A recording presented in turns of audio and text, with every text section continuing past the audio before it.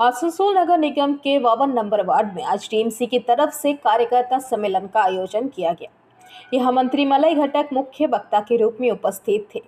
उन्होंने यहाँ आने वाले लोकसभा चुनाव को देखते हुए टीएमसी कार्यकर्ताओं को जरूरी दिशा निर्देश दिए।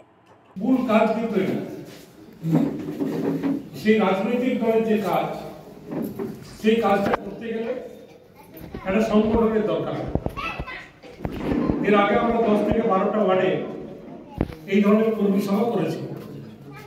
আমি আগে বালিকে বলছিলাম একটা দেখলাম ইলেকশন কমিটি করেছে। ইলেকশন কমিটি করতে গেলে এক একটা বুথে কমসে কম 30 জন করে কর্মী রাখতে হবে।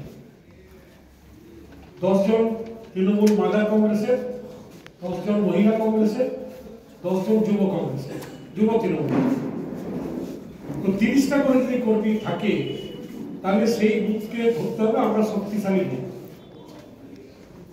আমাদের কাছে ইতিমধ্যে ভোটার লিস্ট আমরা পেয়ে গেছি, কিন্তু এখনো আমরা ভোটার লিস্ট ডিস্ট্রিবিউট করিনি। কেন না, যেহেতু ইলেকশন কমিটিগুলো এখনো তৈরি হয়নি।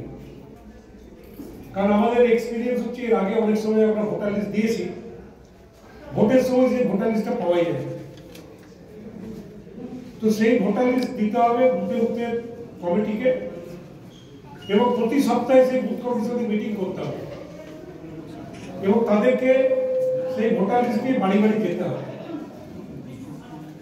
একটু আগে যারা বক্তা তারা রাজনৈতিক বক্তব্য রেখেছে, সেই রাজনৈতিক বক্তব্য আমি রিপিটেশন করতে চাই না। आसनसोल से बीजू मंडल की रिपोर्ट, पीवीटीवी न्यूज़।